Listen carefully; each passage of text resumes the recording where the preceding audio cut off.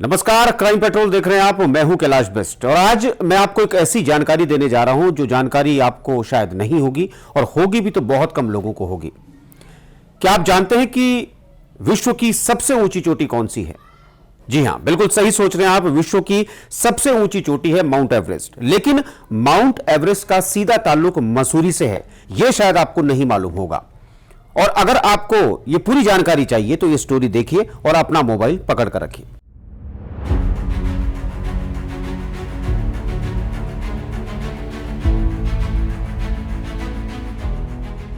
क्या आपको मालूम है कि जिन सर जॉर्ज एवरेस्ट के नाम पर दुनिया की सबसे ऊंची चोटी का नाम माउंट एवरेस्ट रखा गया?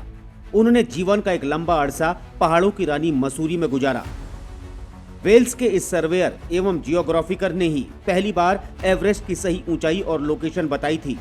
इसलिए ब्रिटिश सर्वेक्षक एंड्रयू वॉ की सिफारिश पर साल 1895 में इस शिखर का नामकरण करके उनके नाम पर हुआ और उस शिखर का नाम पड़ा माउंट एवरेस्ट।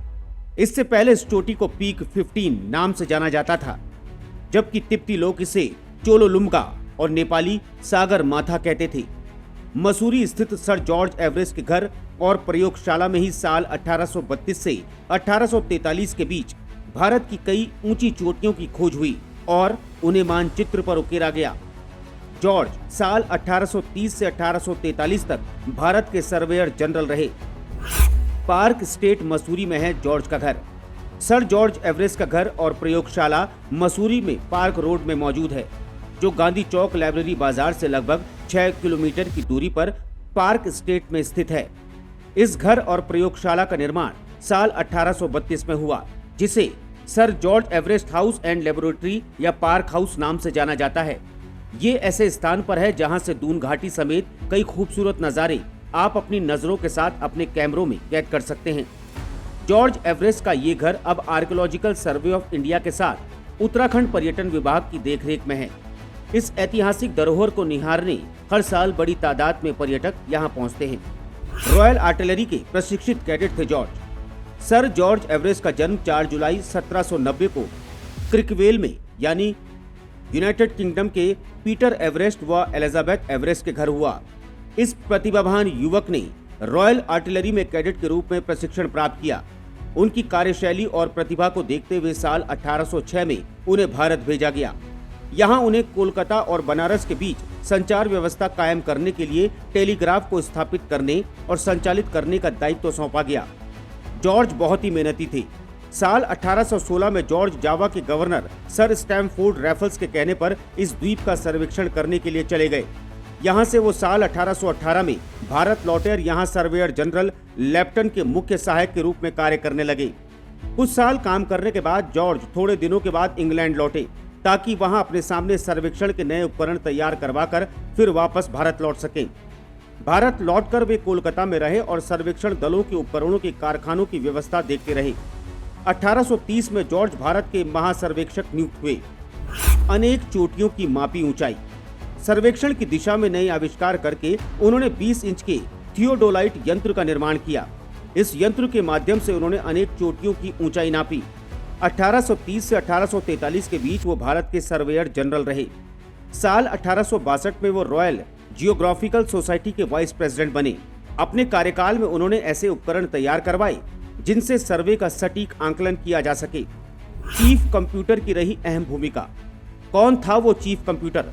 दरअसल उस दौर में चोटियों की ऊंचाई की गणना के लिए कंप्यूटर नहीं होते थे, इसलिए तब गणना करने वाले व्यक्ति को ही कंप्यूटर कहा जाता था। पीक 15 की ऊंचाई की गणना में चीफ कंप्यूटर की भूमिका गणितज्ञ राधानाथ सिकंदर ने निभाई थी। उनका काम सर्वेक्षण के दौरान जुटाए गए आंकड़ों का आंकलन करना था। वो अपने काम में इतने माहिर थे कि उन्हें चीफ कंप्यूटर का पद दिया गया।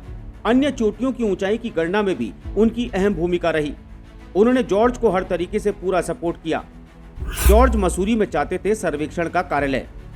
भारत सर्वेक्षण विभाग यानी सर्वे ऑफ इंडिया एक केंद्रीय एजेंसी है, जिसका काम नक्शे बनाना और सर्वेक्षण करना है। इस एजेंसी की स्थापना जनवरी 1767 में ब्रिटिश इंडिया कंपनी के क्षेत्र को संगठित करने के लिए की गई।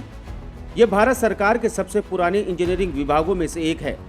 सर जॉर्ज के महासर्वेक्षक नियुक्त होने के बाद साल 1832 में मसूरी भारत के महान त्रिकोणमितीय सर्वेक्षण का केंद्र बन गया।